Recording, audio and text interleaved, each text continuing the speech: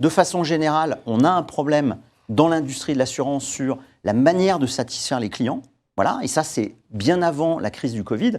Et je pense que restaurer la confiance, c'est se faire tout ce qui a été dit là, c'est faire son job, être extrêmement professionnel, appliquer les garanties, jouer son rôle social, mais c'est aussi, et je pense que l'effet de loupe qu'il y a eu avec la crise du Covid, c'est que, en fait, elle a mis en exergue toutes les limites de la profession, tous les défauts de la profession. La clarté, la réactivité, l'accessibilité, etc.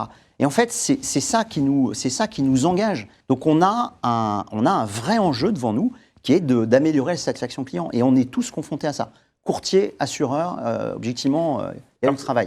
Alors, Éric Mommy, sur ces pistes d'amélioration justement de la relation client, je le disais en préambule, vous avez cette ambition d'être un acteur digital, mais en même temps aussi omnicanal. C'est les deux équilibres pour être ce fameux champion de l'expérience client. Vous avez mené quelques investissements en plus dans la tech depuis votre arrivée. Vous voulez chercher où vos sources d'inspiration aujourd'hui? En France, dans le monde? On a parlé de tous ces acteurs de la tech tout à l'heure. Moi, ce qui me frappe quand même, c'est que quand je regarde, en tout cas, ceux qui m'inspirent au niveau mondial, et moi je passe beaucoup de temps à regarder ce qui marche un peu partout, je dirais qu'aujourd'hui, ceux qui m'inspirent, c'est des acteurs traditionnels qui ont fait leur mue.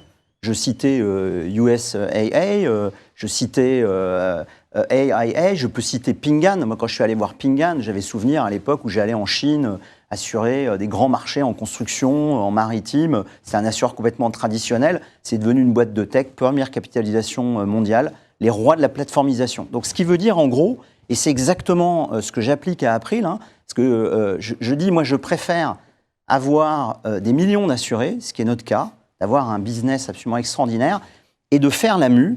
Et toutes ces entreprises qu'on a citées sont très inspirantes, effectivement, mais de partir avec ses clients et puis de s'améliorer.